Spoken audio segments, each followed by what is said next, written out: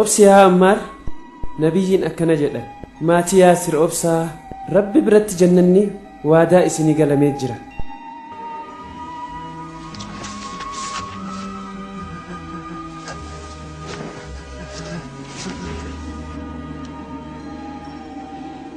kunoo nabiyyiin dhufanii jiru.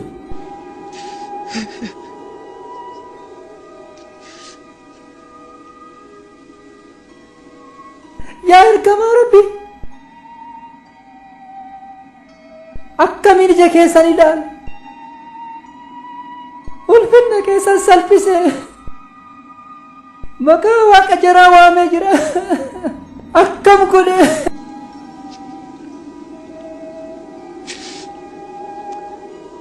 rukuttaan jara akka follaalu na taasise osoo iji kiyya ilaalu maatii kiyya gara jabeenya narraa ajjeesan ulfinna keessan akka salphisu na dirqisiisan yaa gooftaa kiyya araarama kee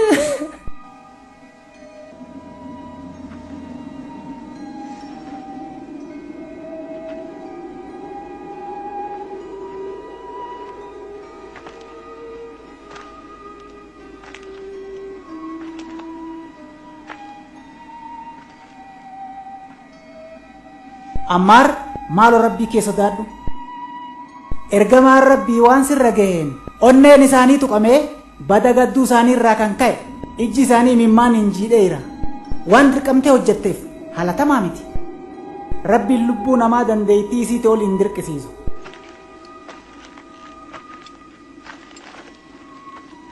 biyya kanatti nagaan argattan yoo as jiraattan tokko tokkoon adamsanii isin qalu. nabiyyiin gara Habashaa deema achitti mootii namni tokko isa biratti hin miidhamnetu jira jedhaniiru. ammuma baha hatattamaan.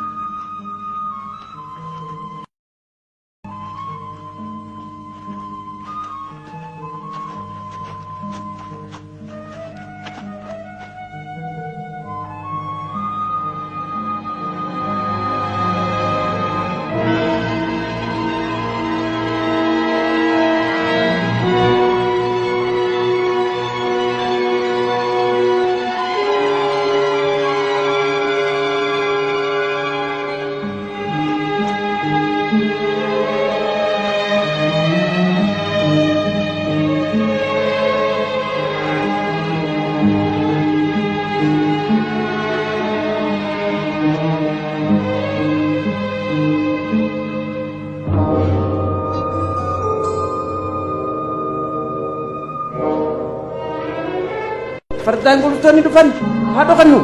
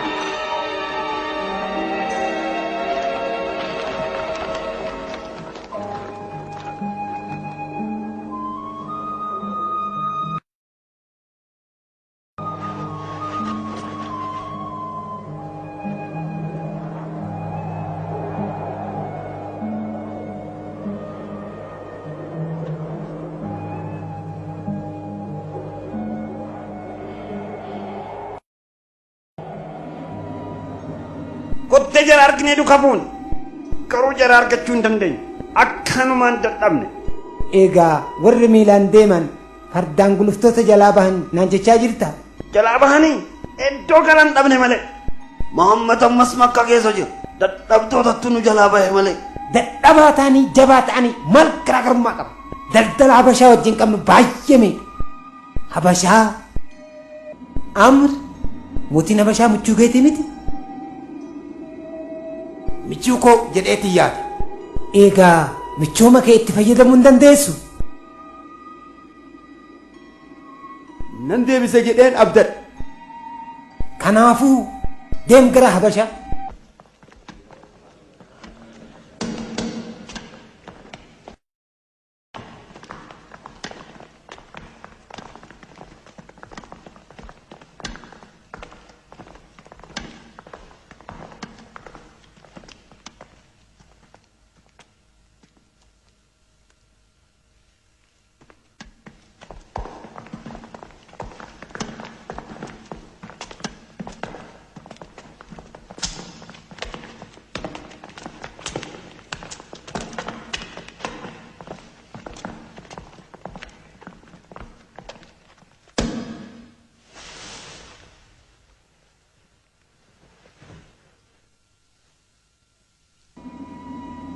Dubbiin itti dhufuudhaan jiran mootiidhaaf salaatu didan.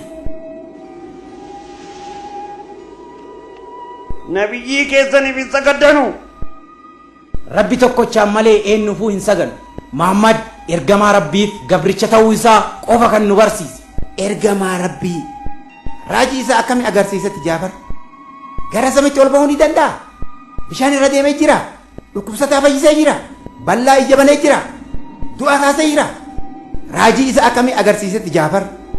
Jecha dhugaa ta'e nabiyyoonni Rabbiin bira ergamuu isaaniitiif akka mallattoo ta'uuf raajii qabachuun dirqama. Raajiin Muhammad Quraan. Gooftaaki wallaalaan tokko arraba isarraa baasee jecha Rabbiiti kan jedhu jecha dadhabaa kan ta'e.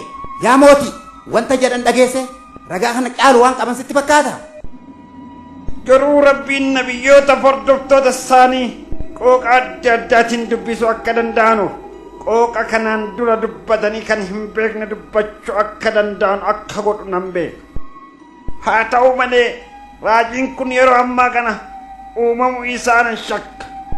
Amma naga'u dhaga'ee jira. Ragaan keessan dadhabaadha.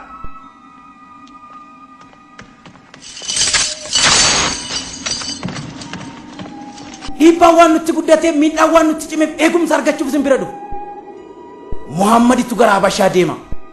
Achitti mootiin dhugaa namni tokkollee isa biratti hin miidhamnetu jira jedheen erga. Adabbii sirriitti adabamanii miidhaa jedhan gooftaa ko. Muhammadiin maaliif gara kootti isin erge? Sababni isaa waan kiristaana taataniif amantiin Rabbii irratti qabdan nuuf akka eegumsa gootan isin kakaasa jedhee waan amaneef.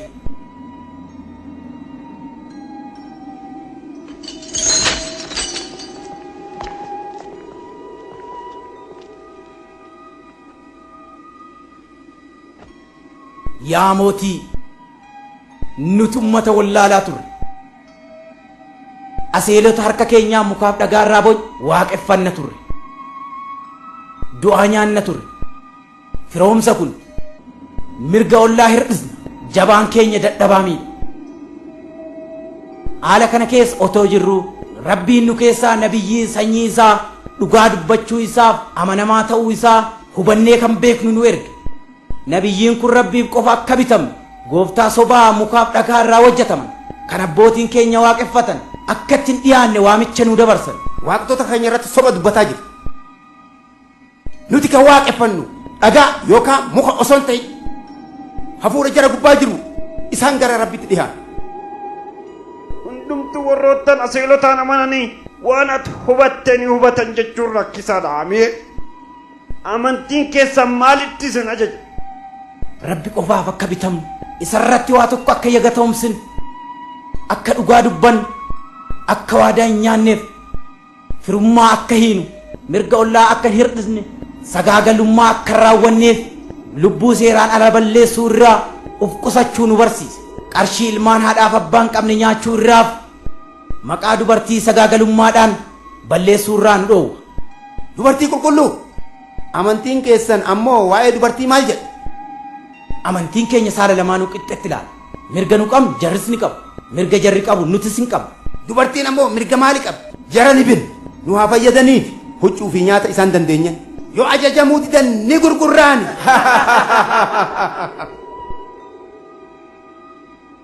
Harmee kee ji'a 9 garatti si baatti ciniinfattee si deetti booda haga lubbuu beektutti si kunuunsitee si guddiste ulfinna si akkanatti salphiftaa Amiir. Waaqtonni kee si dubbisuu dadhabani Amiir moo rabbiin tokkichi jaraa arraba jaraa cufe? Rabbiin keenya qofa odoon ta'in kan ilmoo namaa hundaati. Rabbi Ibraahim, kan Muusaa, kan Zakariyaa, kan Yahyaaf, kan Iisaati. Akkuma Muhammaditti ergaan bu'e hunda jararrattis kan ergaa buusedha. Maqaa kana hunda eenyuun isan barsiise?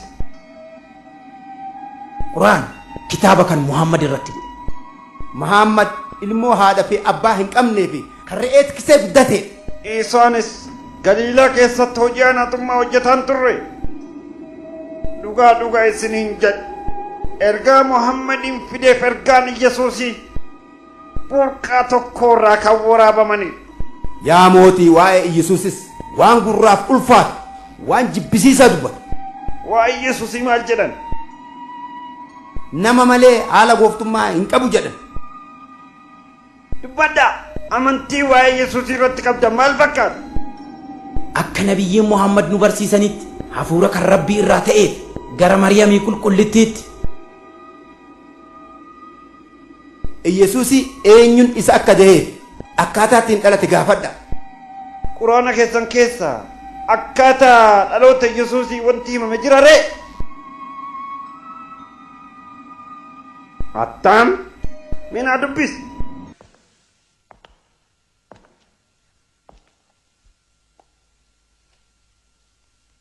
بسم الله الرحمن الرحيم واذكر في الكتاب مريم إذ انتبذت من أهلها مكانا شرقيا فاتخذت من دونهم حجابا فأرسلنا إليها روحنا فتمثل لها بشرا سويا قالت إني أعوذ بالرحمن منك إن كنت تقيا قال إنما أنا رسول ربك لأهب لك غلاما زكيا قالت أنى يكون لي غلام ولم يمسسني بشر ولم أك بغيا قال كذلك قال ربك هو علي هين ولنجعله آية للناس ورحمة منا وكان أمرا مقضيا صدق الله العظيم.